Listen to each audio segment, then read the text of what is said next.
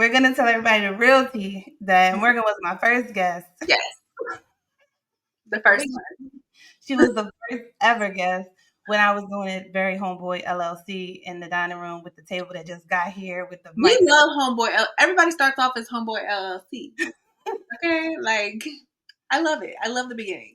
That's true. We were sharing a microphone and it was fun. We had a good conversation, but I was like, no, I can't do my girl like that. I want this to be better. I want us to be me to be relaxed mainly, and so we can have a rich conversation. Yes. Hey everyone, and welcome back to the 5-Question Podcast. Today's episode is all about fear. What makes us afraid? Why does it make us afraid? I'm always so curious about this thing that kind of can paralyze all of us. We're talking about fear of motherhood, fear from when we were 6 years old, all of it. It's time to unpack it. So thanks for joining us. I hope you enjoy the episode. Hello everyone, and welcome back to the 5-Question Podcast, where we get deep about questions that I want to know the answers to. My name is Lana, and today I have a very special guest, Morgan Bullock. I'm going to read your introduction because I don't want to mess it up. So, Morgan is the founder of a sportswomen global community for female athletes to connect beyond the game through in-person events, career development, and much more. Morgan is also a speaker and coach teaching high achievers to win within, which I love so much. Hey, Morgan. Hey, Lana. Thank you for having me. So, thank you for answering again and saying yes again. I'm so happy to have you here. Today, we're going to be talking about fear. So as you all know, if you've been listening to my 2 episodes that I have already, I asked 5 questions. We start off with 5 questions, but we see where the conversation takes us. So my first question about fear, I'm sorry, we have to start this episode with an affirmation. I don't know what I'm thinking. So go ahead. No, I was saying I don't know what you're thinking either. Let's go. I'm just all in my head. But today's affirmation is, I use fear as an indicator that some place in my life needs more attention, more exploration, and more love. I want to say it one more time. I use fear as an indicator that some place in my life needs more attention, more exploration, and more love. Yay. Okay. Thank you. So my first question for you is, when was the last time you felt really afraid? The last time I felt really afraid.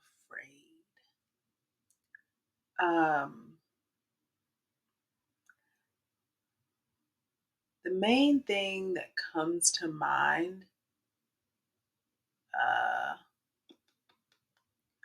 would be in Hawaii last year. We went to Hawaii for New Year's last year. Actually, okay, there's been multiple things. Okay, the last time that I felt really afraid, the last time I felt really afraid was actually much more recent than Hawaii. We were in Puerto Rico, and I had my baby in Puerto Rico. Say it again louder. So I had my baby in Puerto Rico. We flew in Saturday, September 23rd, and then Sunday, September 24th at like 8 a.m. in the morning. My water broke, and I was like, oh no, this is not part of the plan. What's going to happen? I was 33 weeks pregnant, and my baby was not supposed to come at 33 weeks. And I was like, what does this mean? Is there a language barrier? What is about to happen? Yeah, I was afraid. I was afraid, very, very fearful.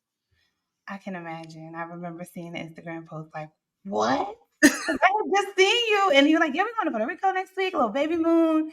And I was like, really shocked. Yes.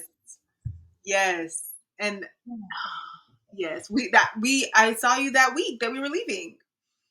But yeah, I kept in my mind like, that's not gonna happen. It's all good. And then boom, there she was. Like,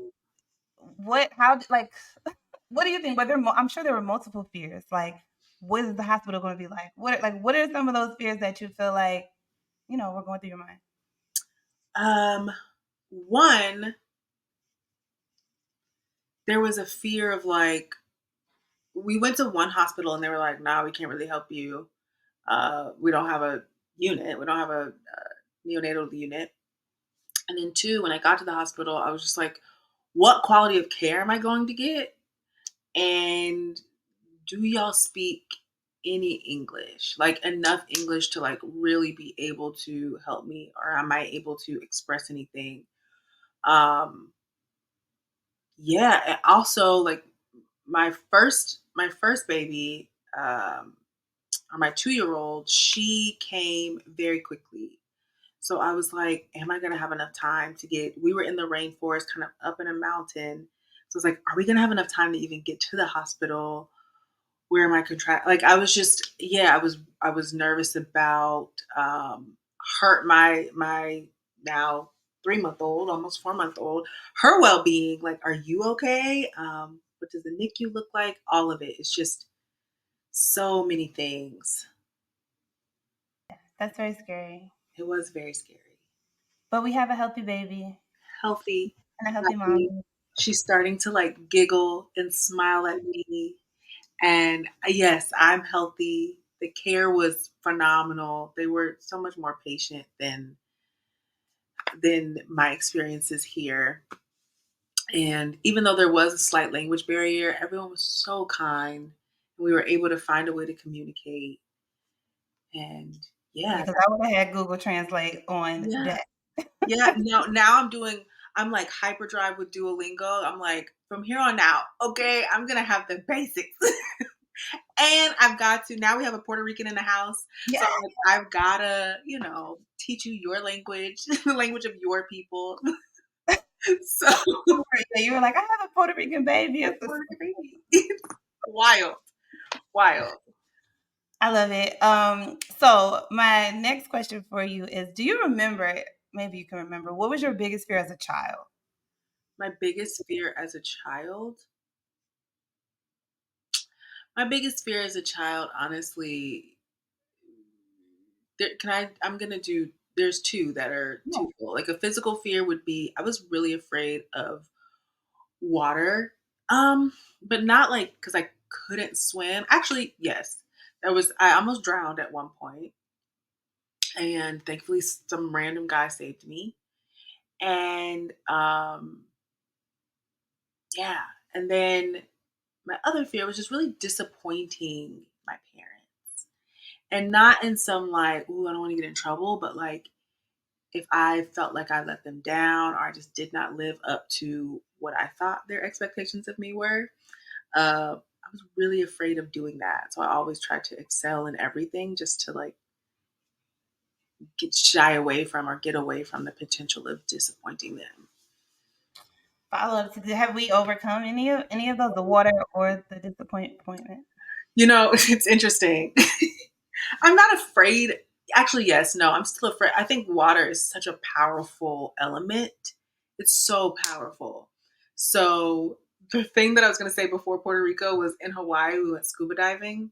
And I so badly want to like really get in there, but it does. The ocean is huge. So I was afraid and I was a trooper, but I was still afraid. And so kind of over it, but not completely. And then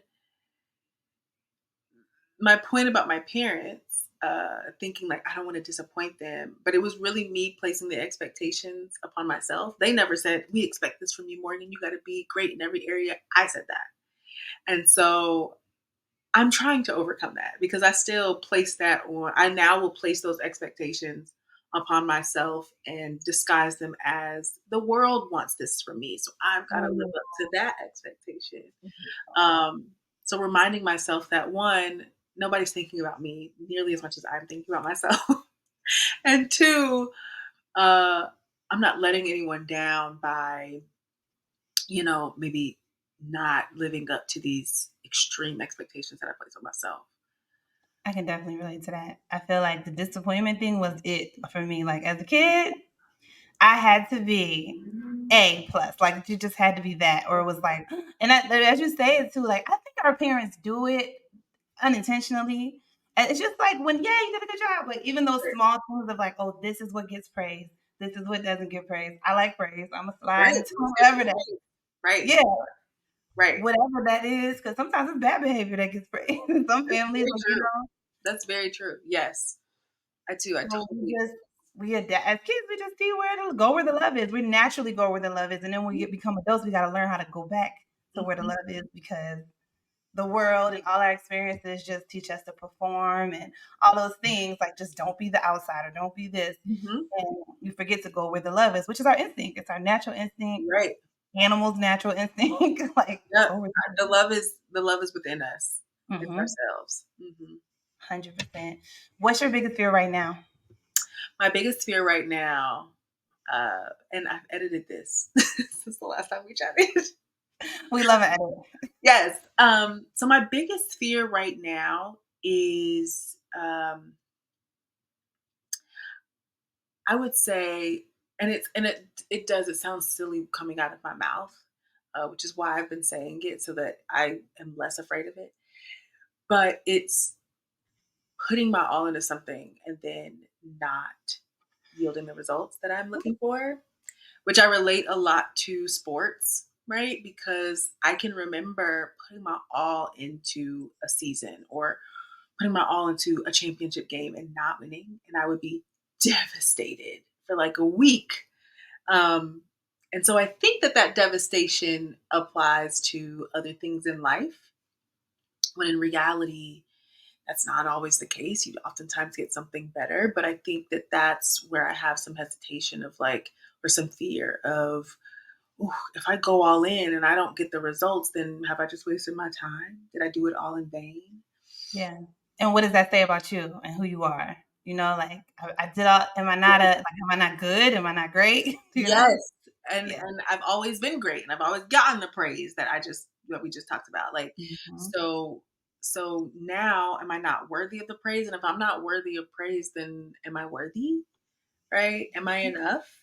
Yeah. Am I enough if people aren't cheering me on or featuring me or sharing my stuff? Is this good enough?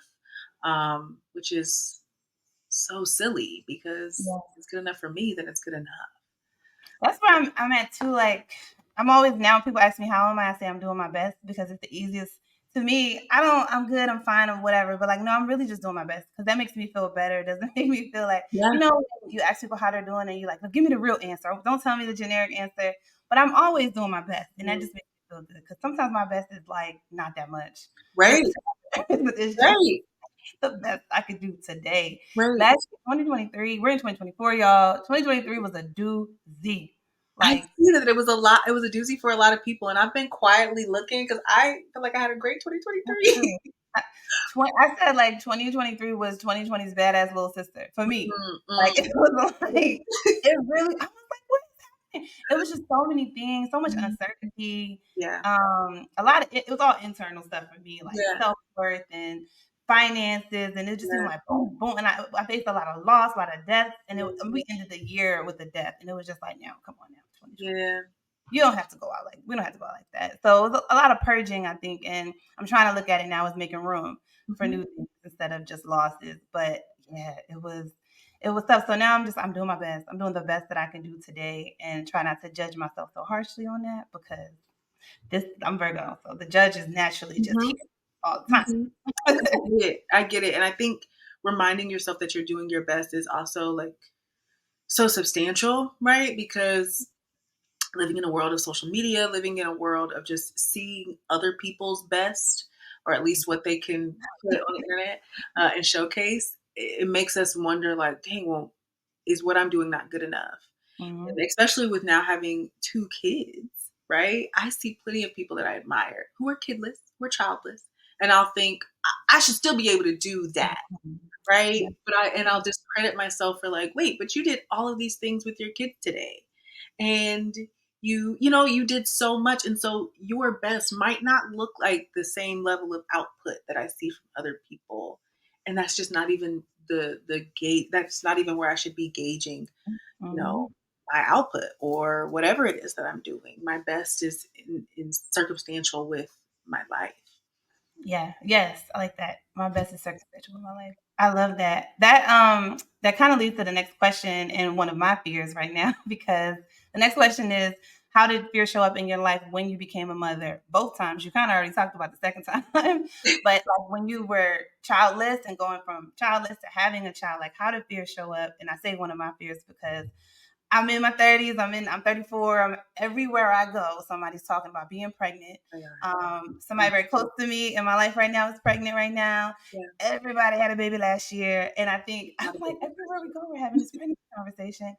And I hate to say it because I'm always nervous about speaking my fears because I don't want to like stamp them down. Yeah. So I try to say like I'm feeling fear about instead of saying I am afraid, but like I'm feeling fear about entering the journey of what hopefully will one day be motherhood for me because it's just I think y'all are amazing. Like I think that anybody who has a child birth a child, whether you birth it, if you're raising a child, I'm just like, how are y'all doing this?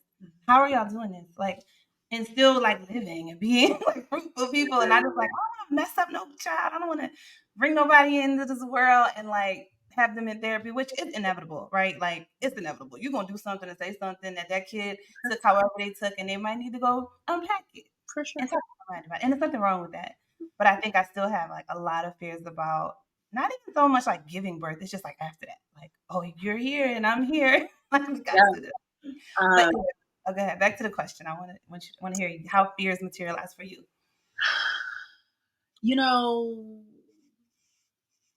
I'll be honest. So I had a okay. So I had a stillbirth when I was 25, right? And I think I was a little bit more afraid going into that one because I was just like, okay, I'm having a baby because ultimately I got married and was having a baby because I felt like that was what I was supposed to do, right? Like this is the trajectory, this is how life goes, this is what's supposed to come next. But I was thinking more about the action of doing it outside of in lieu of thinking about what it was to be a mom and what it was to raise a kid. It was just like this is what I'm supposed to have, not necessarily about what I was going to be doing. And when I started to think about this is before the stillbirth, I was like, oh shoot, what does this really mean for me to have a kid? Like this is a lot. And I don't know if I've put that much thought into. And then the stillbirth happened, which was devastating. But it did kind of prepare me and make me realize, like, okay, what would motherhood really look like? And what does bringing a child into this world really look like? Um, and do I want that? Right? Do I want that right now? And so years now later, different relationship later, I was able to recognize like how much I desired that and how much I desired it with my partner. I'm definitely somebody that would say like, there are some women which I commend them who are like, I want babies, point blank, period. And I was very much like, I want babies with a partner, right? I want babies with somebody.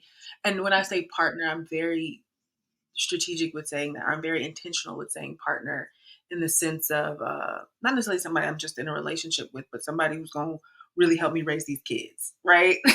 I am intentional about wanting a village and a group of people and family around that is very close.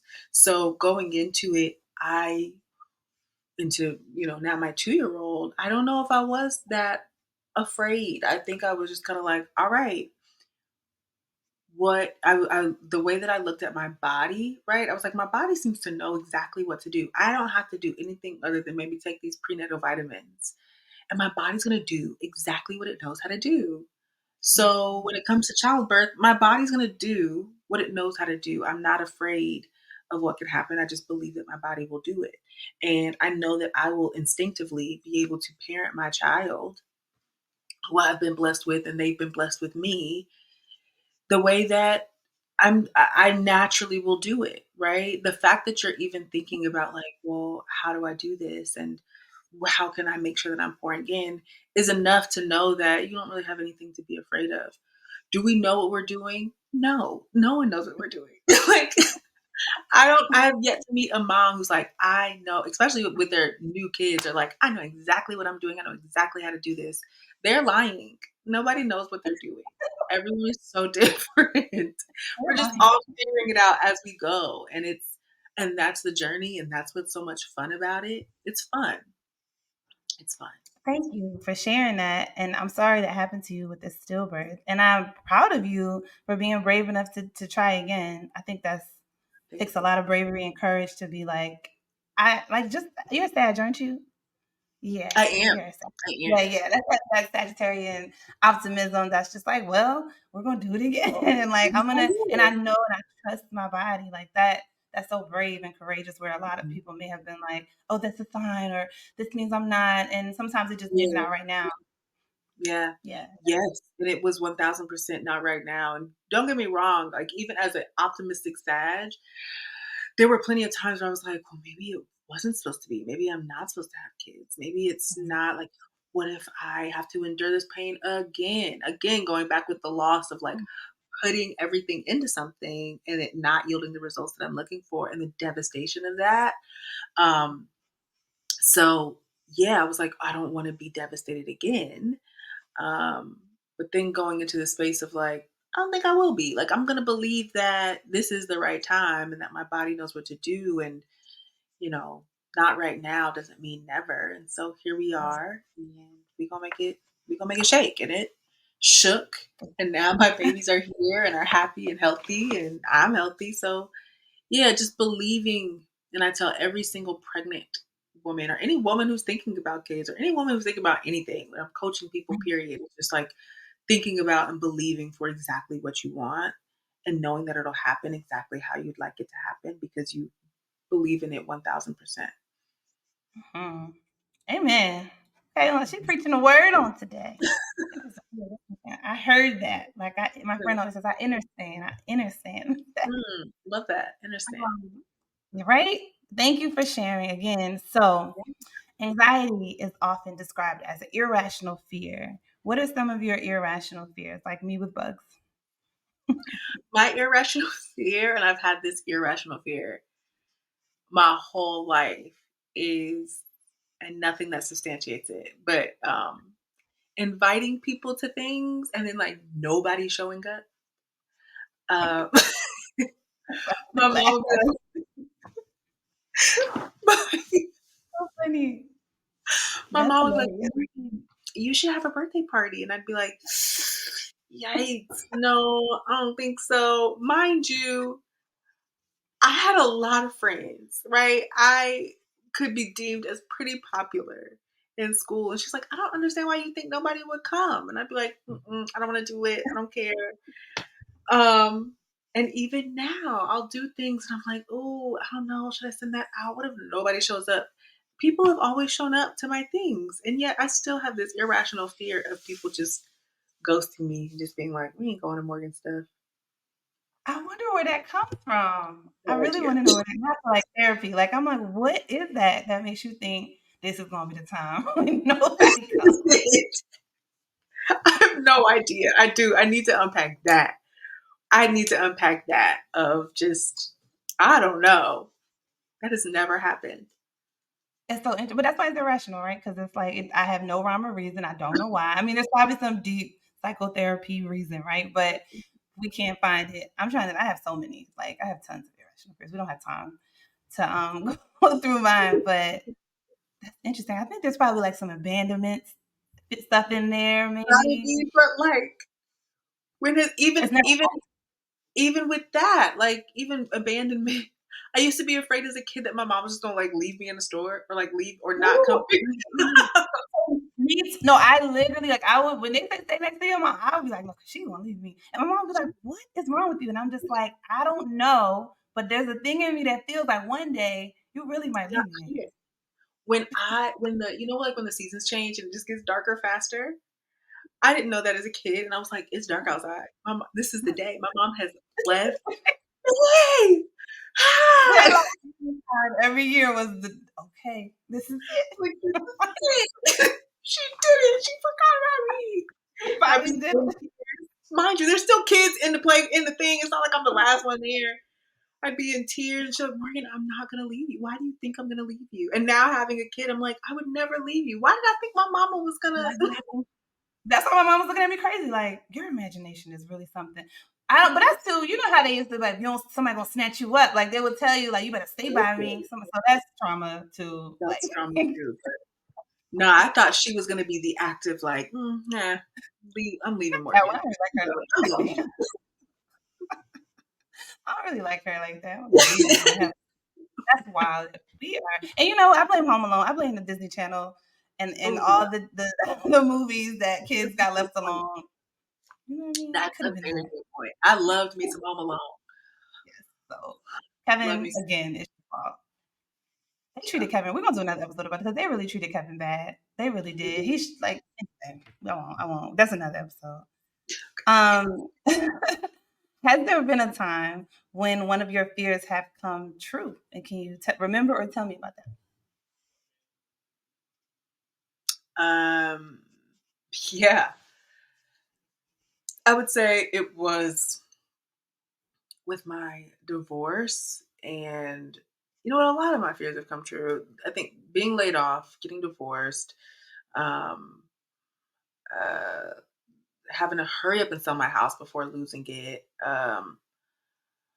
What else? All that entire period of my life of just massive loss, the losses that I was always kind of afraid of. Um, yeah. Was there a second Yeah. part to that question? I mean, really, just how I think. No, just tell me, but like, because that's like the thing. It's like, okay, once it happens, the thing that you're mulling about, hoping that it doesn't happen, then it happens. There's something from my experience, like relief. It's kind of like, Yes, okay, yeah, right? yes, happened, and I'm still here. Like I'm I'm still still. here. If anything, I'm actually kind of better, right? Like Most I'm. times, right? That Yeah, loss that I thought was going to be so devastating, that I was yeah. so afraid of, the very thing that I was so afraid of, and I did everything in my life and in my power to try to keep from happening, has now Mhm. happened. And why was I trying so hard to keep that from happening? Because maybe that's what it should have happened a while ago. Yeah. Um, Mhm. yeah, so I think, yeah, that's it's just sorry, I'm distracted by my 2-year-old screaming and my partner Oh talking. no. So please cut that out.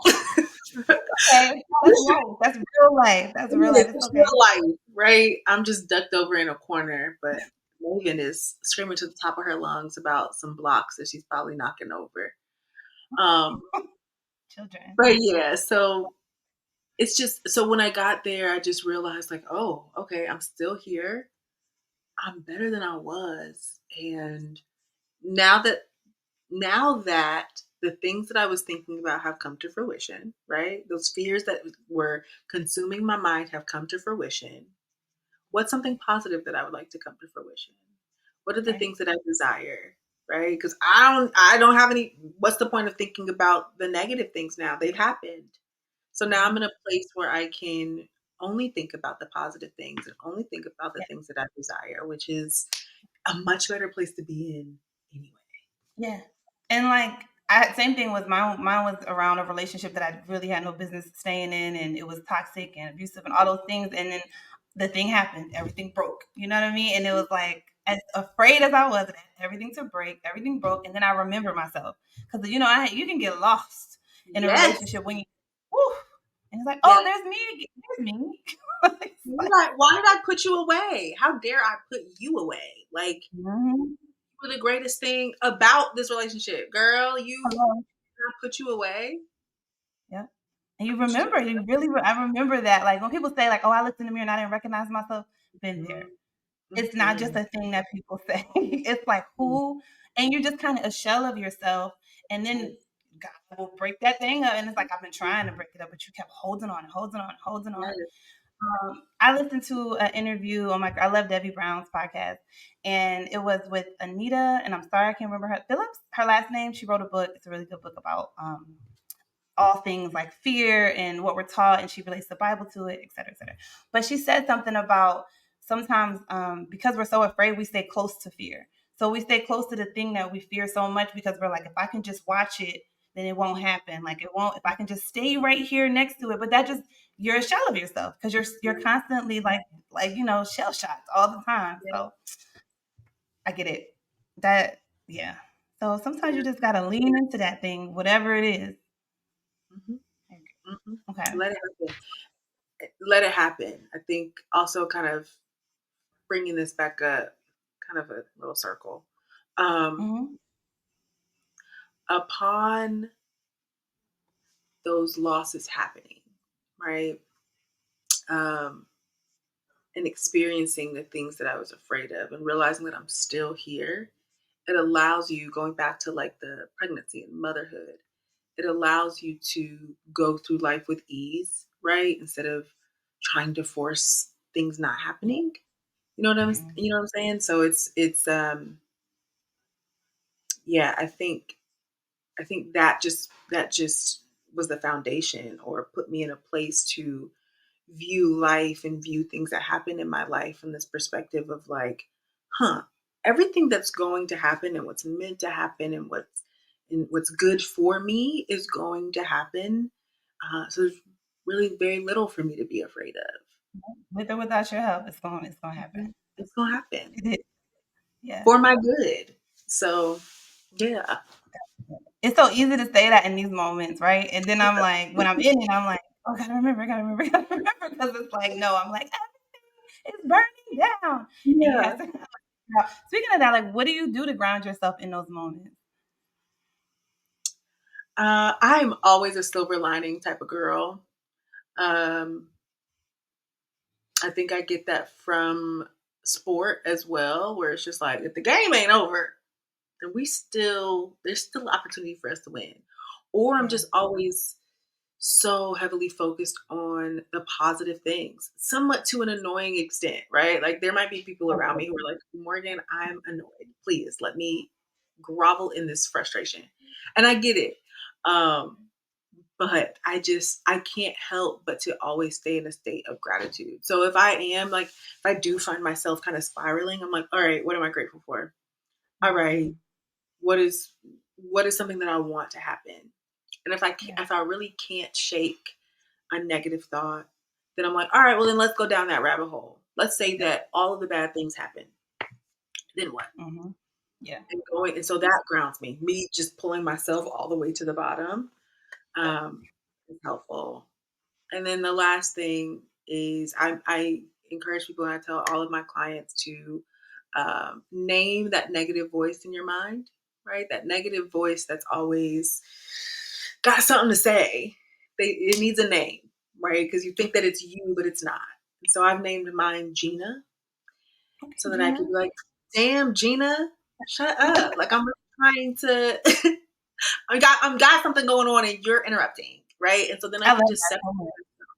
huh? I said, I love that. I love that. Sorry. Go ahead. Yes. Name your negative voice or your negative saboteur, your judgmental self.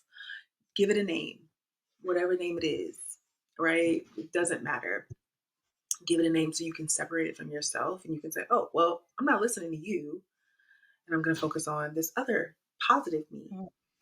So, Mhm. yeah, I love those are my that. methods. I'm probably gonna name. I always used to call everybody like Keisha that I didn't like, so maybe mine will be Keisha. Like, shut up, Keisha. Nobody's talking to you, girl. How are you, Keisha be, Keisha? Keisha be Good. chiming in Always. Always. unprovoked always. Always. Always. Girl. Um, all right, I have like two bonus. We already hit our five questions, but I have like two bonus questions. Yeah, What do I you love think? that. So let's just keep going. What do you think fear is supposed to teach us? Hmm. I think fear is supposed to teach us that we are stronger than we give ourselves credit for, Mm. that we can Okay. overcome more than we think that we can.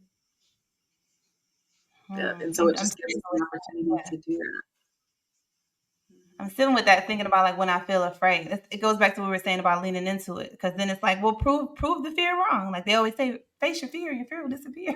Hmm. And Hmm. sometimes, that, like right now, it's ants on my counter, and I don't know what to do. The exterminator's not coming until Monday, and I'm like, that's my fear right now, y'all. Those ants. Don't Yeah. judge me. It's not my I'm fault. not judging. I'm not judging. We My live. fear of bugs, y'all. My fear of bugs is really deep. It's really, really deep. Now ants are like okay, on low on the spectrum, but like anything, like it was a ladybug in here, and I was like, oh my god. You're afraid Like of I was ladybugs? anything that Ladybug. moves and crawls and flies that's in my house, you have to go. You have to go. You are not welcome in here. Okay. And I know they're like, they're good luck. They're good luck outside. I don't want you to be Sure. in here in my I'm not mad at you. I'm not judging you.